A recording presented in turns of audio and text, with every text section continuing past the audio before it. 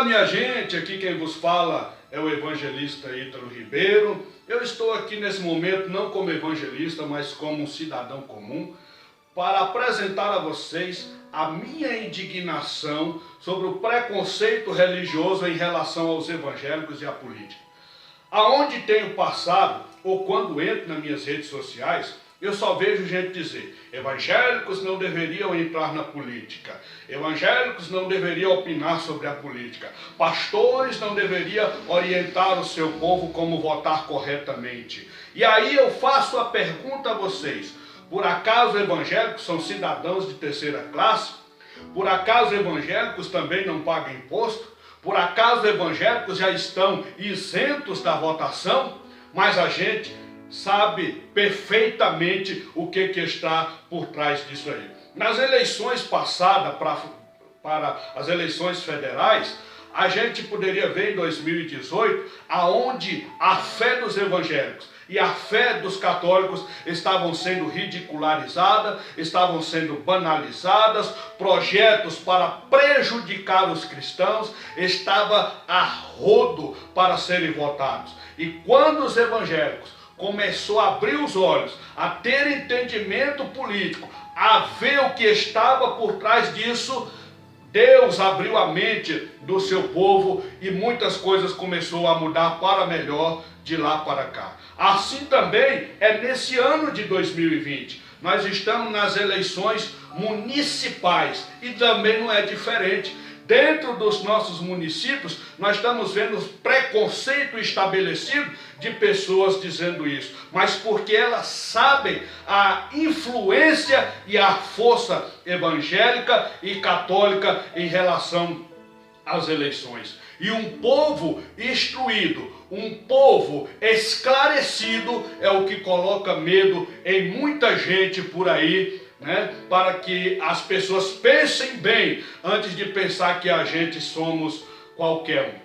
Olha só, então aí nós vamos vendo como é que é a situação. E muitos crentes às vezes pensam: mas evangélicos não devem entrar nesse meio. Meu irmão, não caia nessa cilada, não caia nessa armadilha de pensamento, porque é exatamente isso que eles querem que você pense. Veja bem, quando Deus criou o ser humano, lá no Jardim do Éden, ele colocou o homem e disse: dominai. Dominar quer dizer o quê? Governar. E política é exatamente isso, a arte de governar. Alguns governam mal, mas nós temos que saber decidir quem são os nossos representantes para termos um bom governo. Olha só, os discípulos chegou para Jesus e dizem assim: Senhor, é lícito nós pagar imposto a César? César era o imperador romano daquela época que liderava politicamente aquela região. E Jesus olhou para os seus discípulos e disse: dai a Deus o que é de Deus e a César o que é de César. Ou seja, Deus não tirou de nós as responsabilidades em relação ao seu reino, mas também não tirou de nós as responsabilidades e os nossos direitos em relação às questões econômicas, às questões sociais e às questões políticas. E para o entendimento de muitos por aí, eu quero dizer: Daniel trabalhou no governo na sua época. Eu quero dizer para você, José foi governador do Egito. Eu quero dizer para você que o próprio Jesus foi sepultado, foi colocado no sepulcro de um senador da época que era José de Arimateia. E muito se repete na história, e a gente pode ver isso claramente, o quanto que os evangélicos sofreram por perseguições políticas.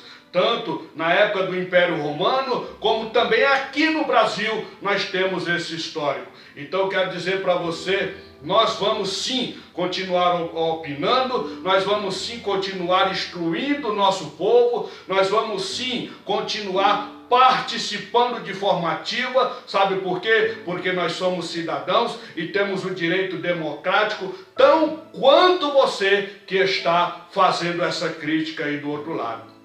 Certo? Que Deus possa abençoar a nossa nação brasileira, que Deus possa abençoar o nosso município e que esse preconceito religioso seja exterminado. Muitas pessoas até querem citar Bíblias, de forma preconceituosa para pararem os evangélicos. E aí eu lhe pergunto, quem são vocês para tal? O que vocês entendem sobre ministro? O que vocês entendem em relação aos pastores, em relação à igreja? Tem muitos de vocês que nem vai nas igrejas e querem estar criticando os evangélicos, querem estar discriminando os evangélicos, sem ao menos conhecer quem eles são. E eu quero dizer para você, nós hoje temos uma sociedade que não está muito pior, graças ao trabalho dos evangélicos, graças ao trabalho dos católicos e graças ao trabalho de várias outras religiões. Não estou falando em questão